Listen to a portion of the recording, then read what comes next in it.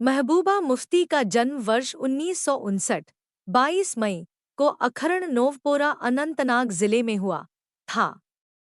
इनके पिता मोहम्मद मुफ्ती सैयद एवं माता गुलशन नज़ीर हैं। इनकी एक बहन रूबिया जो कि अगवा हो जाने के कारण बहुत दिनों तक देश की खबरों का हिस्सा थी, जब महबूबा मुफ्ती के पिता गृह मंत्री थे।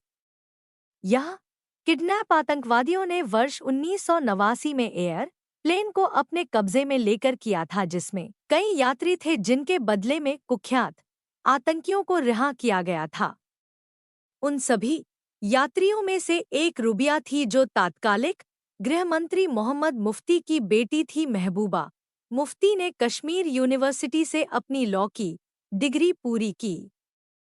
सक्रिय राजनीति का हिस्सा बनने से पहले इन्होंने अपने पति से तलाक लिया, जिनसे इन्हें दो बेटियां इर्तिका हैं। 1996 में राज्यसभा इलेक्शन के दौरान यह एक फेमस राजनैतिक चेहरा बन चुकी थी, जब इन्होंने कांग्रेस की सीट के लिए जम्मू कश्मीर के बिजबेहरा विधानसभा में अपनी जीत सुनिश्चित की।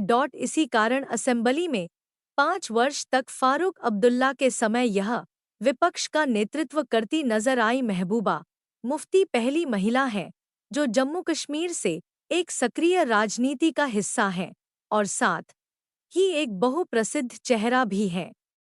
इनकी राजनीतिक शुरुआत कांग्रेस पार्टी से हुई, लेकिन आपसी मतभेद के कारण इनके पिता ने कांग्रेस से अलग होने का फैसला किया और Jammu Kashmir people democratic party का गठन किया।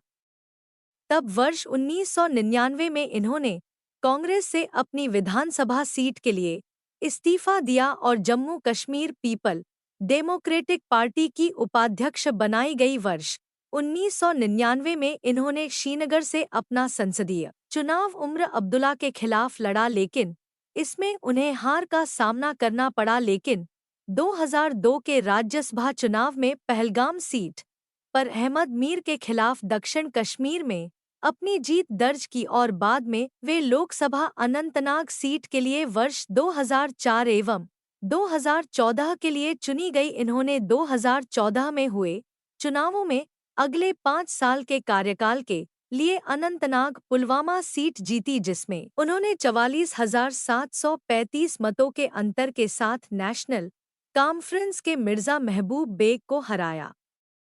उन्हें 1,42,237 और बेग 97,502 वोट मिले थे।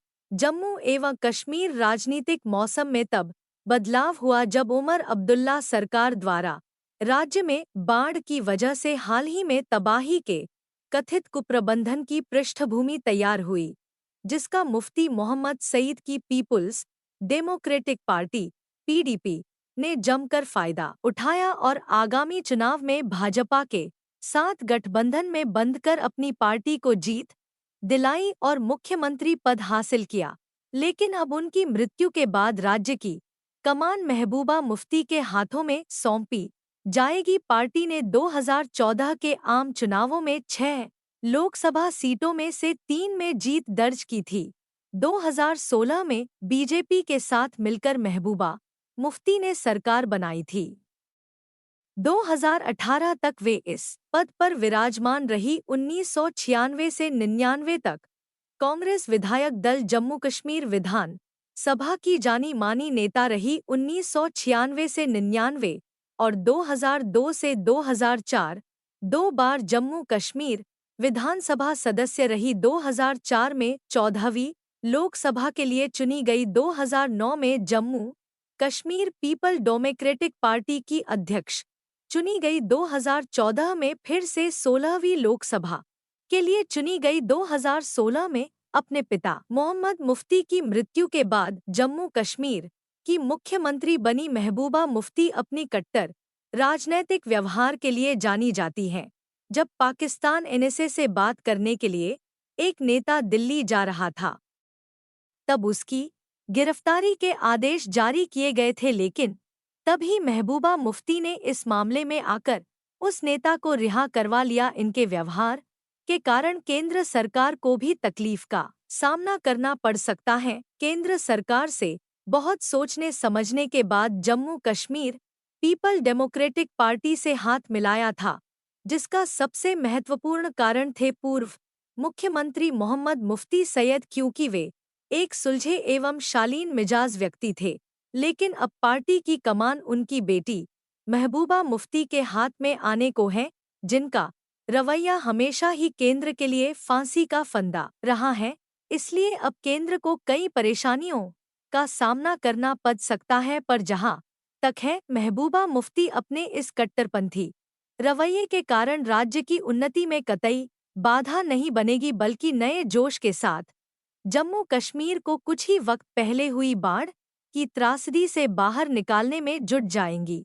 5 अगस्त को मोदी सरकार कश्मीर की राजनीति में अब तक का सबसे बड़ा फैसला लिया। गृह मंत्री अमित शाह ने राज्यसभा में बहुमत के साथ धारा 370 को हटाए जाने का विधेयक पास करवाया, जिसके बाद पूरे भारत में खुशी की लहर सी छा गई। आज़ादी के बाद से ही जम्मू कश्मीर को विशेष राज्य का दर्जा प्राप्त था, लेकिन अब मोदी सरकार ने इसे हटाने का ऐलान कर दिया और इसे एक केंद्र शासित प्रदेश बना दिया। जैसे ही न्यूज़ आई वैसे ही जम्मू कश्मीर में धारा 144 लगा दी गई, जिसके बाद महबूबा मुफ्ती के साथ ओमर अब्दुल्लाह को हाउस अरेस्ट कर लिया गया था।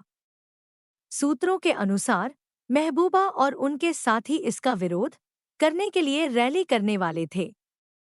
शांति बनाए रखने के लिए केंद्र सरकार ने यह आदेश दिया था।